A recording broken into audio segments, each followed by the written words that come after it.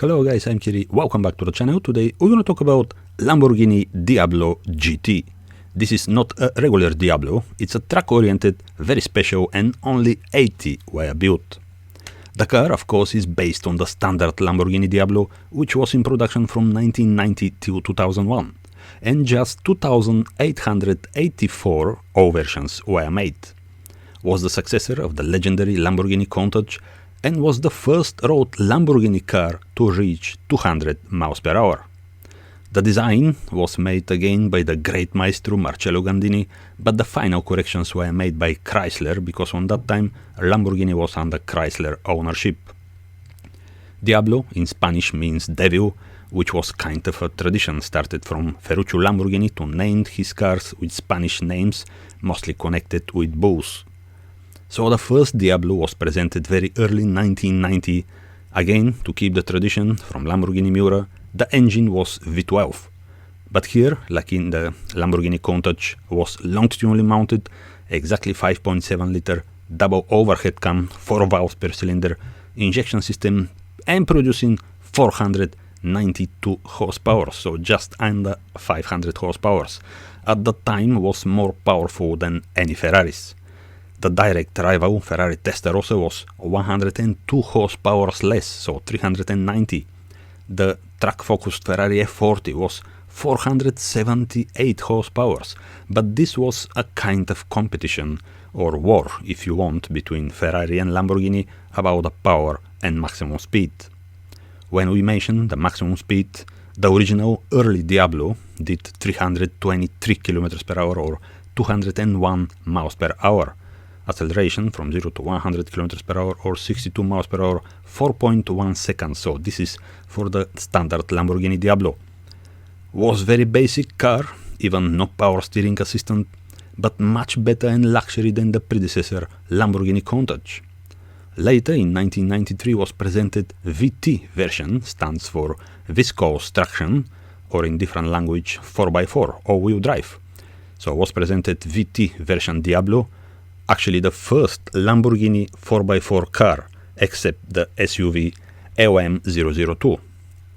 There were another versions of the Diablo, for example the Roadster, presented in 1995, very special SE30 or SE30 Jota, to celebrate 30 years of Lamborghini, just 150 were built. Here the power was 530 horsepower, more lighter and more stiff car.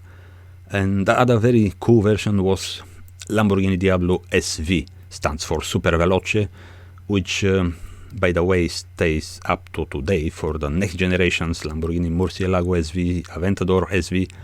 So lots of carbon here, light materials, 520 horsepower, etc, etc. But now let's talk about the car in front of us, Lamborghini Diablo GT. Standard Diablo was 1,575 kilograms.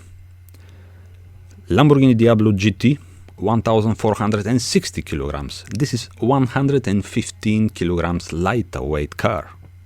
The GT version was based on the early mentioned SE30, was a track-focused car, and all the panels are made of carbon fiber except the doors.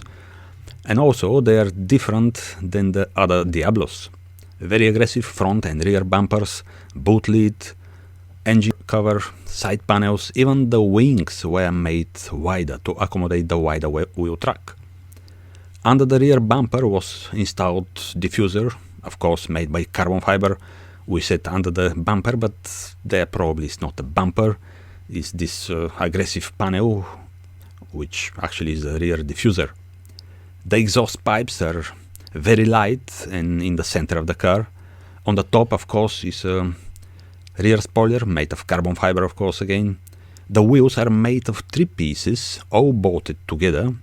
They are OZ ruled, and I had the chance to buy the external part of the rear one for my man cave, which is not ready yet, but anyway, to have this piece of Lamborghini Diablo GT version is very, very cool. The interior is completely different than the standard Diablo.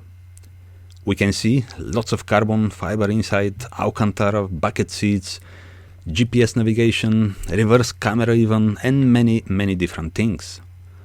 Lamborghini said this is the fastest production car in the world on the time, with maximum speed 215 miles per hour or over 345 kilometers per hour, and acceleration from 0 to 62 miles per hour or 100 kilometers per hour, 3.9 seconds. Was a rear-wheel drive only setup, and like the SE30 model, of course, because to keep the lightweight. When new in 1999, the price was $300,000, so more expensive than SV Diablo, and all of them were sold only in Europe, which means all 80 cars are left-hand drive. By the way, by some sources they said they are made 83 cars. Actually, they been sold out very quickly. This naturally aspirated V12 engine with the special lightweight exhaust made the noise absolutely bonkers. The wheelbase was standard for all Diablos, 2 meter 650 millimeters. The car is long 4 meter 430 millimeters and is wide 2 meter and 40 millimeters. Is high just 1 meter and 110 millimeters. We mentioned early 1,460 kilograms, the weight of the car, with 40% on the front axle and 60% of the weight on the rear axle. So this is not a perfect weight distribution, 50-50, but 40-60 is not that bad actually, because very heavy V12 engine, 6 liter plus the gearbox is normal. The most of the weight to be on the rear track. So the tires, they're Pirelli P0 asymmetric originally fitted. I remember when I had 4 of these tires on my E30 two-door BMW 318 with sport suspension, very good actually handling tires. So in Diablo GT spec, the front tires are 245, 35, 18 and 335, 30, 18 on the rear. So very massive tires on the rear. So actually the biggest size on that time, 335 sector on the rear. Of course, limited slip differential, very long gears, actually very cool car. The fuel tank is enormous on this car, for a road car, actually 100 liters, but this is understandable. It's a very thirsty car, normally 15 liters per 100 kilometers or 60 miles. But if you press the accelerator more, it's gonna go under 15 liters even. But the chassis was still old school, still tubular frame with the panels on the top. We said earlier carbon fiber panels, and some actually parts they are made from glass fiber, and the doors remain still like the original Diablo made of aluminium. By some sources, I'm gonna say again, 345 kilometers per hour plus is the maximum speed, which is very near to Ferrari Enzo with 350 kilometers per hour. But Ferrari Enzo was all carbon fiber chassis, and actually entire car was from carbon fiber. Here we have the steel tubular frame with this maximum speed, 345 plus kilometers per hour, is very near to the Ferrari Enzo with 350. But we said early, this is different car. So it was very different than the standard Diablo.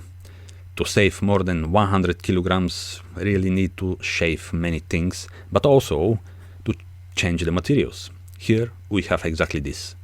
About the engine, of course, the conception is the same, V12 longitudinally mounted, but instead of the standard 5.7 liter, now we have 6 liter, 5,992 cc. The power went up to 575 horsepower. So Ferrari F50 was 520 horsepower. We have here 55 horsepower more than Ferrari F50. Very torquey, 630 Newton meters engine. The gearbox was the same as for all Diablos, 5-speed manual, but guess what? Was a bulletproof, and just the gear ratios were different. We said earlier, this is not a standard Diablo, it's a completely different car. It's a 3-4 times more expensive than a standard Diablo. In 2018, a very low mileage example, only 275 kilometers on the clock, was sold for 815,000 euro. So this is over 750,000 British pounds, or near 1 million American US dollars. But different examples, not that low mileage, you can find cheaper than 1 million US dollars, but anyway, not that cheap like the standard Diablo. The car was launched under the Audi or Volkswagen ownership in 1999. Audi bought Lamborghini in early before 2000, and this was the homologation special version, so road version, of the Diablo GT2 racing model. It's a very special car, let's say again, just 80 were made, with new aerodynamic, new suspension, engine management, interior, wheels, tires, new materials, the list is going on and on. Less weight, more power, racing history, and all this make the car very, very fast for that time, 1999.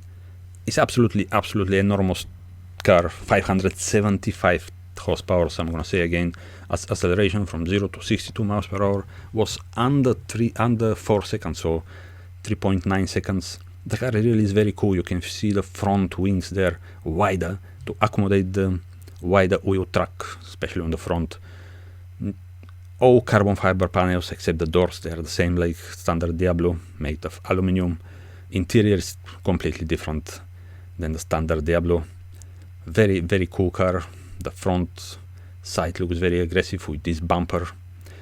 The rear as well, this spoiler is absolutely amazing, and actually is working to keep the backside of the car stick to the ground. Very cool car from any angle, from the side especially. Lamborghini Diablo always been a fantastic car. You can see here the front wing, how wide it is, just completely different than the standard. And here we have the rear wing on top of the backside of the car. Absolutely fantastic car. I remember the first time I saw Lamborghini Diablo. I'm not talking about on some events or exhibitions, I'm talking about on the road. A normal Lamborghini Diablo just overtook me, and I was keeping the distance behind him for maybe 1 minute. The view from the back is just phenomenal. I never saw before in action actually Lamborghini Diablo, but just was phenomenal. But here we have much more aggressive Lamborghini Diablo GT. You can see here the backside with these exhaust pipes in the middle. Spoiler there is different, the engine cover is completely different than the standard Diablo, and absolutely phenomenal. So guys, I hope you liked the video about this very cool, very rare Lamborghini Diablo GT. If you like, please subscribe my channel, and see you next time guys. Bye.